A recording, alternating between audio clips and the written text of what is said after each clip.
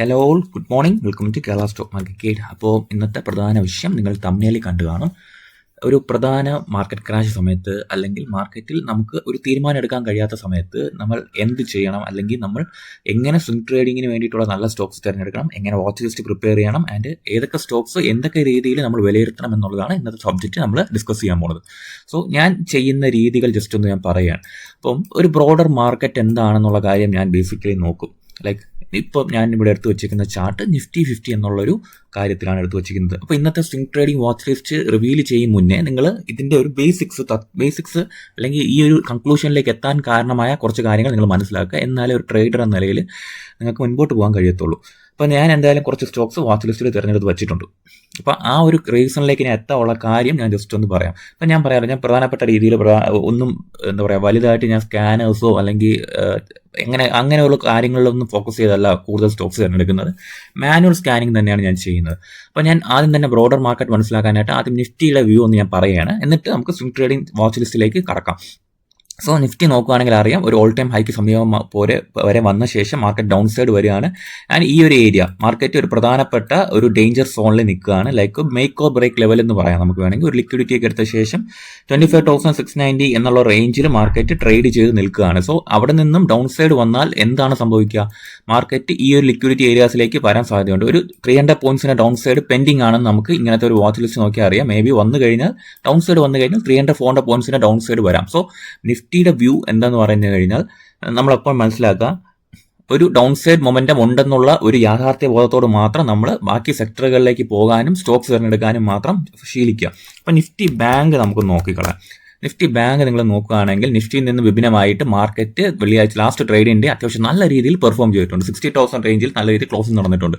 And above 60,420 എന്ത് സംഭവിച്ചു? മാർക്കറ്റിന് ഒരു പുതിയ ഹൈയിലേക്ക് മാർക്കറ്റ് നീങ്ങാനുള്ള പോസിബിലിറ്റി ഉണ്ട്. ഞാൻ എപ്പോഴും നിങ്ങളടുത്ത് പറയാറുണ്ട്, ഞാൻ നിഫ്റ്റിയും കാട്ടി എനിക്ക് ബാങ്ക് നിഫ്റ്റി നോക്കുമ്പോഴാണ് മാർക്കറ്റിന്റെ ഒരു ബ്രോഡർ വ്യൂ കിട്ടുകയാണെന്ന് ഞാൻ പറയാറുണ്ട്. മേ ബി ഈ ബാങ്ക് നിഫ്റ്റിയുടെ മൂവ്മെന്റ് കണ്ടിന്യൂ ചെയ്യുകയാണെങ്കിൽ അത് നിഫ്റ്റി ഫോളോ അപ്പ് ചെയ്യാനുള്ള പോസിബിലിറ്റി ഉണ്ട്. സോ ഇപ്പം ലാസ്റ്റ് ട്രേഡിംഗ് ഡേയോടെ ഞാൻ ഒരു കാര്യം തീരുമാനിച്ചു, കുറച്ചും കൂടെ ഒരു ബാങ്കിങ് സ്റ്റോക്സിൽ ഫോക്കസ് ചെയ്യാം, ക്യാപിറ്റൽ ഫിനാൻസ് സ്റ്റോക്കുകളിൽ ഫോക്കസ് ചെയ്യാമെന്നുള്ള ഒരു എന്താ പറയുക രീതിയിലേക്ക് ഞാൻ കടക്കുകയാണ് ഉണ്ടായത്. ആൻഡ് നിഫ്റ്റി ബാങ്ക് കഴിഞ്ഞപ്പോഴത്തേക്ക് നിഫ്റ്റിയുടെ ക്യാപിറ്റൽ മാർക്കറ്റ് സ്റ്റോക്സിലും കൂടെ ഒന്ന് നോക്കണമെന്നുള്ള ഒരു എന്താ പറയുക വ്യൂ എനിക്ക് കിട്ടിയായിരുന്നു വെള്ളിയാഴ്ച. കാര്യം എന്ന് പറഞ്ഞാൽ ബാങ്ക് നിഫ്റ്റിയുടെ പെർഫോമൻസ് കണ്ടപ്പോഴത്തേക്ക് ഫിനാൻസ് സെറ്റപ്പിലേക്കുള്ള സ്റ്റോക്സിലേക്ക് കൂടുതൽ ഒന്ന് ഫോക്കസ് ചെയ്യാമെന്നുള്ള രീതിയിലേക്ക് ഞാൻ മാറുകയായിരുന്നു. ആൻഡ് ഞാൻ കൂടുതൽ വേറൊരു നിഫ്റ്റി ക്യാപിറ്റൽ മാർക്കറ്റ് നോക്കുന്നതിനോടൊപ്പം ഞാൻ നോക്കിയ വേറൊരു സെക്ടർ എന്ന് പറയുന്നത് നിഫ്റ്റി IT ആണ്. അപ്പോൾ ഇങ്ങനത്തെ IT ഇൻഡെക്സുകളിലേക്ക് ജസ്റ്റ് ഒന്ന് ഞാൻ കണ്ണോടിച്ച് നോക്കുമ്പോൾ നേരത്തെ എനിക്ക് ഏത് ഒരു സെക്ടറിലാണോ കൂടുതൽ ഫോക്കസ് ചെയ്യാൻ പറ്റുന്നത് അങ്ങനത്തെ സ്റ്റോക്സ് ഞാൻ തിരഞ്ഞെടുക്കാനാണ് ഞാൻ തീരുമാനിച്ചത്. നിഫ്റ്റി IT അടക്കമുള്ള, നിഫ്റ്റി ക്യാപിറ്റൽ മാർക്കറ്റ്സ് അടക്കമുള്ള. ആൻഡ് ഞാൻ പിന്നെ ഉള്ള എന്ന് പറയുന്നത് ഒരു ഓയിൽ സെക്ടേഴ്സും ഒന്ന് അനലൈസ് ചെയ്തപ്പോഴത്തേക്ക് എനിക്ക് സെക്ടർ വൈസ് എനിക്ക് അങ്ങോട്ടൊക്കെയാണ് കുറച്ചും കൂടെ ഫണ്ട് ഫ്ലോ ഉണ്ടെന്ന് തോന്നിയത്. ആൻഡ് പിന്നെ ഞാൻ ഒരു തീരുമാനം എടുത്തത് കുറച്ചും കൂടെ ഒരു ബ്രേക്ക്ഔട്ട് റീട്രസ്റ്റ് സെറ്റപ്പിലേക്കും കൂടെ നീങ്ങിയാൽ അത്യാവശ്യം നല്ല രീതിയിൽ പ്രോഫിറ്റബിൾ ആയിട്ട് ഇരിക്കാൻ കഴിയുമെന്നുള്ളൊരു തീരുമാനത്തിലെത്തിയത് കൂടിയാണ് ഈ സ്റ്റോക്സിലേക്ക് ഞാൻ എൻ്റെ ഈ ഫോക്കസ് ഒരു കൺക്ലൂഷൻ എത്തിയത്. ഓക്കെ, അപ്പം ഞാൻ സെലക്ട് ചെയ്ത് വെച്ചിരിക്കുന്ന ഫസ്റ്റ് സ്റ്റോക്ക് ഞാനൊന്ന് പറയാം, നെറ്റ്വെബ് ടെക്നോളജീസ്. നെറ്റ്വെബ് ടെക്നോളജീസ് ഞാൻ എടുക്കാനുള്ള കാര്യമെന്ന് പറയുന്നത്, ഒരു തവണ ഇത് ബ്രേക്ക് ചെയ്യാൻ ശ്രമം നടത്തിയിരുന്നു, ബട്ട് അത് ഫെയിൽ ചെയ്ത് താഴെ വന്നിട്ടുണ്ട്.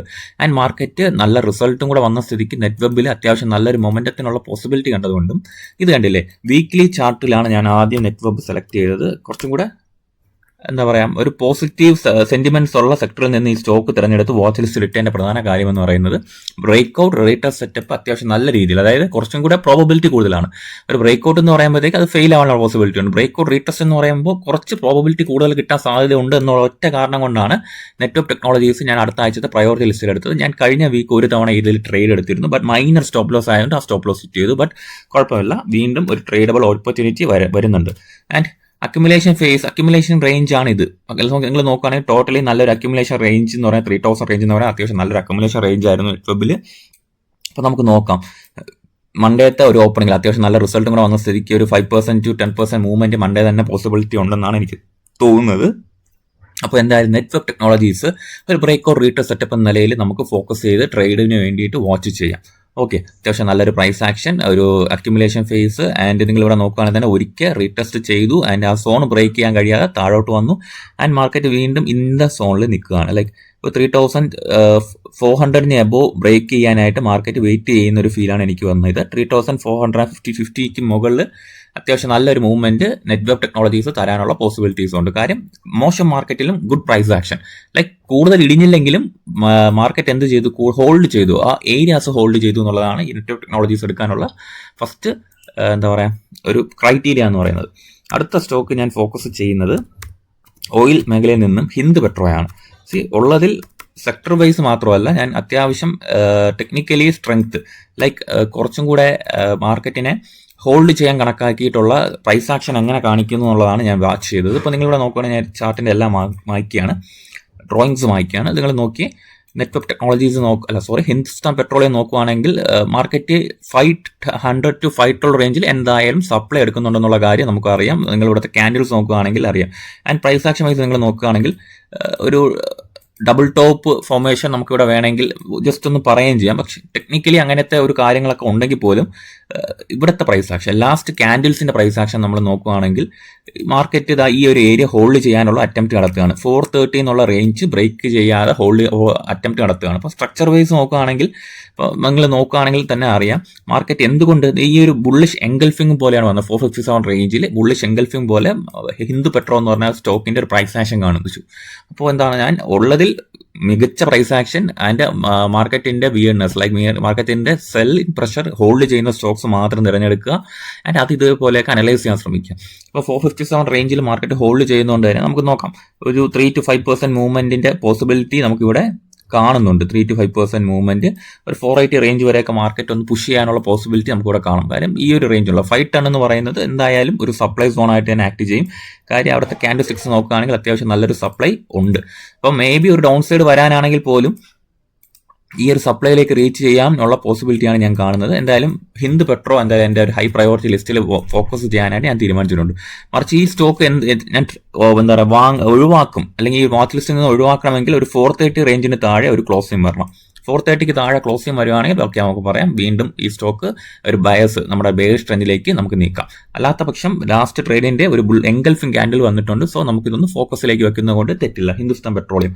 ഓക്കെ, അടുത്ത സ്റ്റോക്ക് ഞാൻ വാച്ച് ലിസ്റ്റിൽ ഇട്ടേക്കുന്നത് കെർനെക്സ് മൈക്രോസിസ്റ്റം ഇന്ത്യ എന്ന് പറഞ്ഞ കമ്പനിയാണ്. ഞാൻ പറഞ്ഞില്ലേ ഏറ്റവും നല്ല പ്രൈസ് ആക്ഷൻ, ഏറ്റവും നല്ല സ്ക്വീസിങ്, ഇതൊക്കെയാണ് എൻ്റെ ഒരു പ്രയോറിറ്റി. അപ്പം ഇങ്ങനത്തെ സ്റ്റോക്സ് ആണ് ഞാൻ മാർക്കറ്റിൽ സെലക്ട് ചെയ്യുന്നത്. സോ കെർനെക്സ് നിങ്ങൾ നോക്കി, കെർനെക്സ് 1400 ബ്രേക്ക് ചെയ്യാൻ നോക്കിയ ശേഷം ഒരു മികച്ച ക്ലോസിംഗ്, ലൈക്ക് ആ ഒരു ഹൈ മെയിൻറ്റെയിൻ ചെയ്തുകൊണ്ടുള്ള ക്ലോസിംഗ് ആണ് വൺ ഡേ ചാർട്ടിൽ നിങ്ങൾക്ക് നോക്കിയാൽ കാണുക.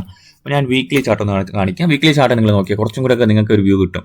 വീക്ക്ലി ചാർട്ടിൽ മാർക്കറ്റ് കഴിഞ്ഞ ആഴ്ച പെർഫോം ചെയ്തത് വളരെ മികച്ച രീതിയിലായിരുന്നു. 980 അല്ലെങ്കിൽ 1020 എന്ന റേഞ്ചിൽ നിന്ന് മാർക്കറ്റ് 300 പോയിന്റ് അപ്സൈഡ് ആണ് ക്ലോസ് ചെയ്തേക്കുന്നത്. ആ ഡൗൺ സൈഡിൽ നിന്ന് മാർക്കറ്റ് ഹോൾഡ് ഓൺ ചെയ്തു എന്നുള്ളതാണ്. സോ കെർനെക്സ് നമുക്ക് ഒരു ഹൈ പ്രയോറിറ്റി വാച്ച് ലിസ്റ്റിൽ ഇടാം. കെർനെക്സ് മൈക്രോ സിസ്റ്റംസ് ഇന്ത്യ ലിമിറ്റഡ് എന്ന് പറയുന്ന സ്റ്റോക്ക് കുറച്ച് വോളറ്റൈൽ ആയിട്ട് എനിക്ക് തോന്നിയിട്ടുണ്ട്. ഞാൻ കുറച്ച് ഇൻട്രാഡേ മൊമെന്റ്സ് കഴിഞ്ഞ ലാസ്റ്റ് ഡേ ഞാൻ ക്യാച്ച് ചെയ്തിരുന്നു കെർനെക്സിൽ. സോ ഇതൊന്ന് വാച്ച് ലിസ്റ്റിൽ ഇടുക കെർനെക്സ്. കാര്യം ഇത്രയും മോശം അവസ്ഥയിൽ മാർക്കറ്റ് ഈ ഒരു സ്ക്യൂസിംഗ് പ്രോസസ്സ് നടക്കുന്നത് കൊണ്ട് തന്നെ ഞാൻ വരുന്ന ആഴ്ചകളിൽ ഇതിലൊരു പെർഫോം ചെയ്യാൻ സാധ്യതയുള്ള സ്റ്റോക്കിൽ ഞാൻ ഇട്ടിട്ടുണ്ട് കെർനെക്സ് മൈക്രോ സിസ്റ്റംസ്. ഓക്കെ, അടുത്ത സ്റ്റോക്ക് എന്ന് പറയുന്നത് ഓയിൽ ഇന്ത്യയാണ്. ഞാൻ ആ ഒരു സെക്ടറിൽ നിന്ന് തന്നെ വീണ്ടും ഞാൻ സെലക്ട് ചെയ്തത്.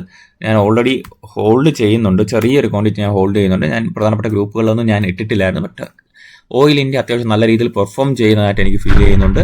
ആൻഡ് സ്റ്റിൽ ഒരു 500 റേഞ്ച് ടച്ച് ചെയ്യാനുള്ള പോസിബിലിറ്റി ഓയിൽ ഇന്ത്യയിൽ കാണുന്നതുകൊണ്ടാണ് ഞാൻ വാച്ച് ലിസ്റ്റിൽ ഇട്ട് വെച്ചിരിക്കുന്നത്. നല്ല പ്രൈസ് ആക്ഷൻ ആണ് കാണുന്നത്. മാർക്കറ്റ് കണ്ടിന്യൂസ് അറ്റംപ്റ്റ് നടത്തുകയാണ്. ഓരോ ഏരിയാസ്, ഓരോ സപ്ലൈ ബ്രേക്ക് ചെയ്യാനുള്ള കണ്ടിന്യൂസ് അറ്റംപ്റ്റ് നടത്തുകയാണ്. നിങ്ങളിവിടെ നോക്കുകയാണെങ്കിൽ അറിയാം ഫസ്റ്റ് ഡേ, അതായത് ഈ ഒരു ഏരിയ ഒരു 467 വരെ പോയിട്ട് സപ്ലൈ അടിച്ചു. ഓക്കെ, ആൻഡ് തിരിച്ച് 441 വരെ വന്ന ശേഷവും മാർക്കറ്റ് അറ്റംപ്റ്റ് നടത്തുന്നത് കണ്ടിന്യൂ ചെയ്യുവാണ് ഓയിൽ ഇന്ത്യയിൽ. അപ്പോൾ നിങ്ങളിവിടെ വീക്ക്ലി ക്ലോസിംഗ് നോക്കുകയാണെങ്കിൽ തന്നെ കഴിഞ്ഞ 2 ആഴ്ചത്തെ ക്ലോസിങ്ങിന് എബോ ക്ലോസ് ചെയ്തിട്ടുണ്ട്. ആൻഡ് ഒരു റെസിസ്റ്റൻസിന്റെ താഴെയാണ് മാർക്കറ്റ് നിൽക്കുന്നത്. മേ ബി ഒരു ജസ്റ്റ് ഒരു ഡൗൺ സൈഡ് വന്ന ശേഷം വീണ്ടും അറ്റംപ്റ്റ് ഒരു 500 റേഞ്ച് ബ്രേക്ക് ചെയ്യാനുള്ള അറ്റംപ്റ്റ് ഓയിൽ ഇന്ത്യ എന്ന് പറഞ്ഞ സ്റ്റോക്കിന് സാധ്യതയുണ്ട്. സോ എന്തായാലും പ്രോബബിലിറ്റി ഉള്ള ഒരു വാച്ച് ലിസ്റ്റ് സ്റ്റോക്കായിട്ട് നിങ്ങളിത് ഉൾപ്പെടുത്തി പഠിക്കാൻ ശ്രമിക്കുക. ഓക്കെ, ശേഷം ഇൻട്രസ്റ്റിംഗ് ആയിട്ടൊരു സ്റ്റോക്ക് എന്ന് പറയുന്നത് ഞാൻ അശോക് ലേലാൻഡ് ഒരു പ്രൈസ് ആക്ഷൻ പഠിക്കാൻ വേണ്ടിയിട്ട് ഞാൻ സെലക്ട് ചെയ്ത് വെച്ചിട്ടുണ്ട്. നിങ്ങൾ നോക്കുകയാണെങ്കിൽ തന്നെ എനിക്കൊരു കൺഫർമേഷൻ കിട്ടാത്ത ഒരു സ്റ്റോക്ക് തന്നെയാണ് അശോക് ലേലാൻഡ്. മേ ബി ഒരു സെല്ലിംഗ് പ്രഷർ നേരിടാൻ സാധ്യതയുണ്ടോ എന്നുള്ളൊരു സംശയം നിലനിൽക്കുന്നുണ്ട്. ബട്ട് എന്തായാലും മാർക്കറ്റ് അല്ലേ, നമുക്ക് നോക്കാം. മാർക്കറ്റ് ഈ ഒരു ഏരിയ ഹോൾഡ് ചെയ്യുന്നുണ്ടോ എന്നാണ് ഞാൻ നോക്കുന്നത് അശോക് ലേലാൻഡിൽ.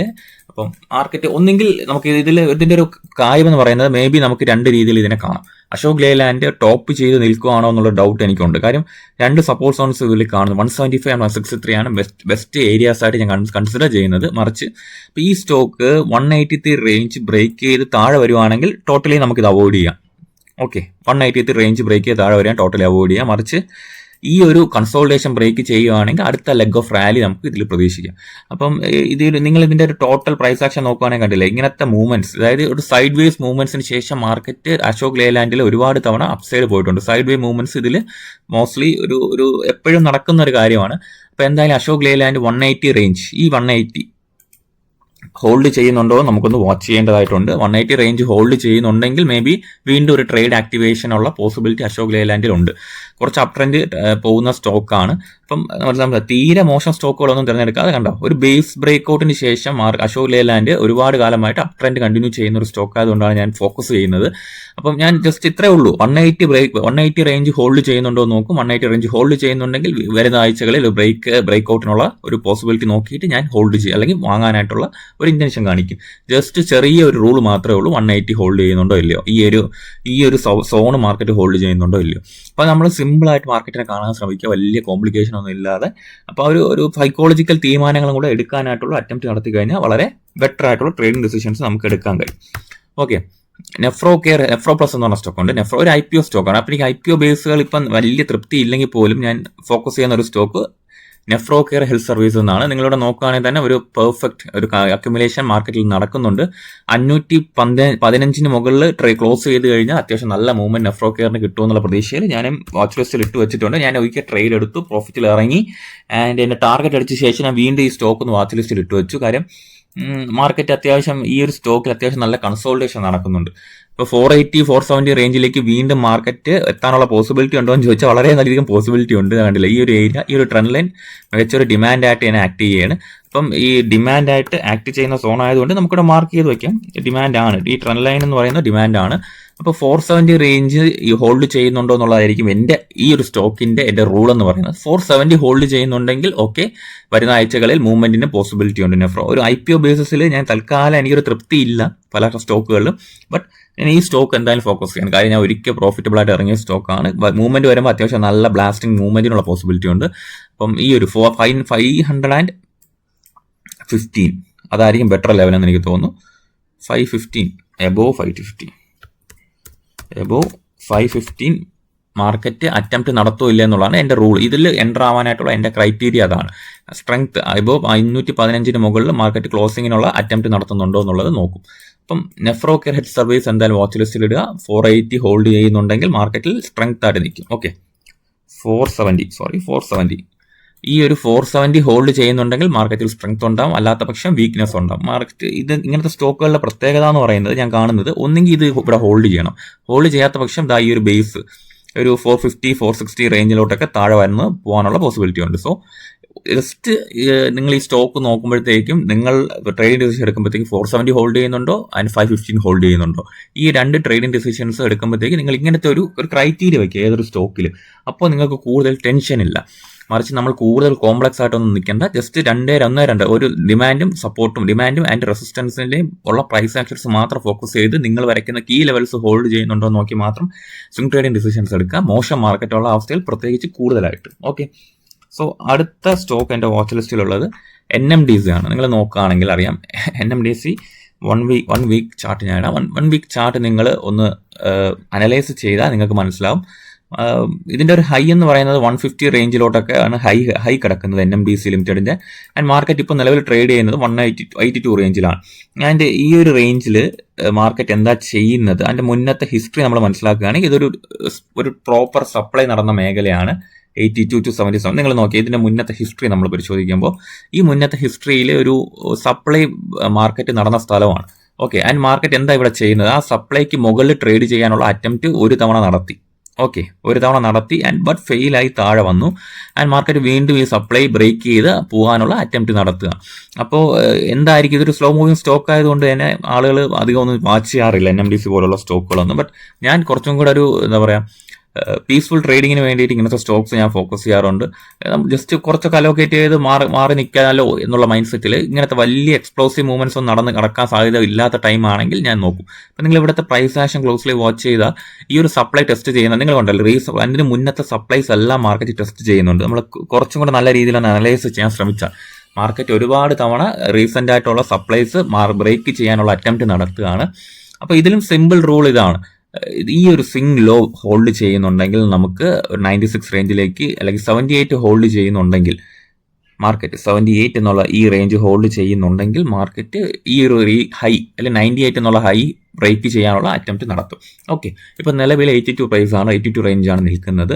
അപ്പം ജസ്റ്റ് ഇതിൽ സിമ്പിൾ റൂളേ ഉള്ളൂ, ഇതാണ് ഡിമാൻഡ് സോൺ. 76 to 79 റേഞ്ചാണ് ഡിമാൻഡ് സോൺ. അപ്പോൾ ഈ ഒരു ഡിമാൻഡ് സോൺ മാർക്കറ്റ് ഹോൾഡ് ചെയ്യുന്നുണ്ടെങ്കിൽ സിംപ്ലി നമ്മൾ വാച്ച് ചെയ്യേണ്ട ഇത്രയേ ഉള്ളൂ, ഈ ഒരു 98 എന്നുള്ള റേഞ്ചിലേക്കുള്ള സ്ലോ മൂവ്മെന്റ്സ് വാച്ച് ചെയ്യുക എന്നുള്ളതാണ് NMDCയിലുള്ള സിമ്പിൾ റൂൾ. അപ്പം നിങ്ങൾ ഇങ്ങനത്തെ റൂൾ ബേസ്ഡ് ട്രേഡിംഗ് മാത്രമേ ചെയ്യാവുള്ളൂ, ഇമോഷൻ ബേസ്ഡ് അല്ല. ഇപ്പം നിങ്ങൾ കണ്ടത് ഇവിടെ കറക്റ്റ്ലി ഇതിൽ പ്രത്യേകിച്ച് ഒന്നും നിങ്ങൾക്ക് കൂടുതൽ മനസ്സിലാക്കാനില്ല. നിങ്ങൾ വേണമെങ്കിൽ കുറച്ചും കൂടെ ഡീപ്പായിട്ട് ചിന്തിച്ചാലും മതി. ഒരു 75 എന്നുള്ള ഒരു സൈക്കോളജിക്കൽ ലെവൽ നിങ്ങൾ വയ്ക്കുക. ഇപ്പോൾ ഈ 75 റേഞ്ച് മാർക്കറ്റ് ഹോൾഡ് ചെയ്യുന്നുണ്ടെങ്കിൽ അപ്പോൾ ഓക്കെ, സിംപ്ലി നിങ്ങൾ ചിന്തിക്കുക, ഓക്കെ നമുക്ക് ഈ ഡിമാൻഡ് ഹോൾഡ് ചെയ്യുന്നുണ്ട്, മീഡിയം ടേം നമുക്ക് ഇതൊന്ന് ഫോക്കസ് ചെയ്ത് വെക്കാം. സിംപ്ലി ഈ ഒരു റേഞ്ചസ് നമ്മൾ പറയുന്ന റേഞ്ചസ് ഹോൾഡ് ചെയ്യുന്ന പക്ഷേ നമ്മൾ കൂടുതൽ പാനിക് ആവാതെ ഇങ്ങനത്തെ സ്റ്റോക്സിനെ ഹാൻഡിൽ ചെയ്യാൻ ശ്രമിക്കാം. ഓക്കെ, അപ്പോൾ ഇതൊക്കെയാണ് ഞാൻ വച്ചിരിക്കുന്ന റൂൾ ബേസ്ഡ് ട്രേഡിങ്ങിലെ പ്രധാനപ്പെട്ട rules. Demand and supply hold ചെയ്യുന്നുണ്ടോ എന്നുള്ളത് മാത്രമേ ഞാൻ നോക്കാറുള്ളൂ. ഓക്കെ, പിന്നെ സെക്ടർ വൈസ് പരിശോധിച്ചെടുത്ത വേറൊരു സ്റ്റോക്ക് എന്ന് പറയുന്നത് RBL ബാങ്ക് ആണ്. നിങ്ങൾ നോക്കി RBL ബാങ്ക് നിങ്ങൾ നോക്കി, ഞാൻ മുന്നേ സ്റ്റഡി പർപ്പസിന് വേണ്ടി വരച്ച കാര്യങ്ങൾ അതേപോലെ ഇട്ടിട്ടുണ്ട്, ഞാൻ ഒന്നും മാറ്റിയിട്ടില്ല. കണ്ടില്ലേ, ഇത് ഓരോ തവണയും ഞാൻ ഈ സ്റ്റോക്ക് തിരഞ്ഞെടുക്കുമ്പോൾ വരച്ചിട്ടതായ മാർക്കിങ്സ് ആണ്. അപ്പോൾ നിങ്ങൾ സപ്പോർട്ട് റെസിസ്റ്റൻസ് എല്ലാം വരച്ചിട്ടുണ്ട്, സിമ്പിൾ ആയിട്ടുള്ള കാര്യങ്ങൾ വെച്ച് നമ്മൾ ട്രേഡ് ചെയ്തിട്ടുണ്ട്. ഈ മാർക്കറ്റിൽ ഇപ്പോൾ എന്താ നടക്കുന്നത് RBL ബാങ്ക് നടക്കുന്നത് ഇപ്പോൾ ഈ ഒരു ഡിമാൻഡ് എന്ന് പറയുന്നത് 300 റേഞ്ച് ആണ് RBL ബാങ്കിന്റെ ഡിമാൻഡ് എന്ന് പറയുന്നത്. സിമ്പിൾ റൂൾസ് നമ്മൾ കീപ്പ് ചെയ്താൽ ഓക്കെയാണ്. ഈ ഒരു ഡിമാൻഡ് ഹോൾഡ് ചെയ്യുന്നുണ്ടോ? മാർക്കറ്റ് ഡിമാൻഡ് ഹോൾഡ് ചെയ്യുന്നുണ്ട്. ലൈക്ക് 300 റേഞ്ച് മാർക്കറ്റ് ഹോൾഡ് ചെയ്യുന്നുണ്ട്. ആൻഡ് മാർക്കറ്റ് അടുത്ത അറ്റംപ്റ്റ് നടത്തുന്നത് പുതിയ ഒരു ടെറിട്ടറിയിലേക്ക് പോകാനാണ്.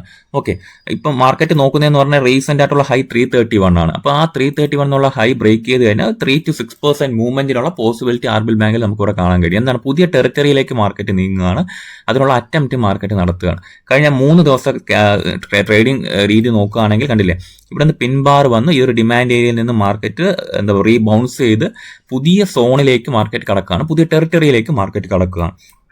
സോ ഇങ്ങനത്തെ കാര്യങ്ങൾ ജസ്റ്റ് മാർക്ക് ചെയ്ത് ഇതിൽ ഒറ്റ റൂൾ മാത്രം നിങ്ങൾ കീപ്പ് ചെയ്യുക. 300 നിങ്ങൾ പഠിക്കാൻ നേരത്ത് ജസ്റ്റ് മാർക്ക് ചെയ്യേണ്ട കാര്യം എത്രയാണ്, 300 കീപ്പ് ഹോൾഡ് ചെയ്യുന്നുണ്ടോ എങ്കിൽ മാർക്കറ്റിൽ ഒരു മൂവ്മെന്റിനുള്ള പോസിബിലിറ്റി ഉണ്ട്. അപ്പോൾ 300 ഹോൾഡ് ചെയ്യുന്നില്ലെങ്കിൽ സിംപ്ലി നിങ്ങൾ എന്ത് ചെയ്യുക, ഡൗൺ സൈഡ് ഒഴിവാക്കുക ഈ സ്റ്റോക്ക്. അപ്പോൾ ഇങ്ങനത്തെ കുറച്ച് റൂൾ ബേസ്ഡ് ട്രേഡിങ്സ് നിങ്ങൾ മാർക്കറ്റിൽ എപ്പോഴും കീപ്പ് ചെയ്യുക. എൻട്രി, എക്സിറ്റ്, റിസ്ക് റിവാർഡ്, ഇങ്ങനത്തെ കാര്യങ്ങൾ പ്ലാൻ ചെയ്ത് മാത്രം നിങ്ങൾ മുൻപോട്ട് പോവുകയാണെങ്കിൽ അത്യാവശ്യം നല്ല രീതിയിലുള്ള ഒരു ട്രേഡർ ആവാൻ 2-3 കൊല്ലം കൊണ്ട് നിങ്ങൾക്ക് കഴിയും. റൂൾ ബേസ്ഡ് ട്രേഡിങ്ങിലേക്ക് കടക്കുക. ഓക്കെ, സോ ഇതുപോലെയുള്ള വാച്ച് ലിസ്റ്റ് വീഡിയോസും ആൻഡ് ലോജിക്കൽ വീഡിയോസും ഞാൻ കൂടുതൽ ഇടുന്നതായിരിക്കും. എന്തായാലും കണ്ടതിൽ നന്ദി. Thank U.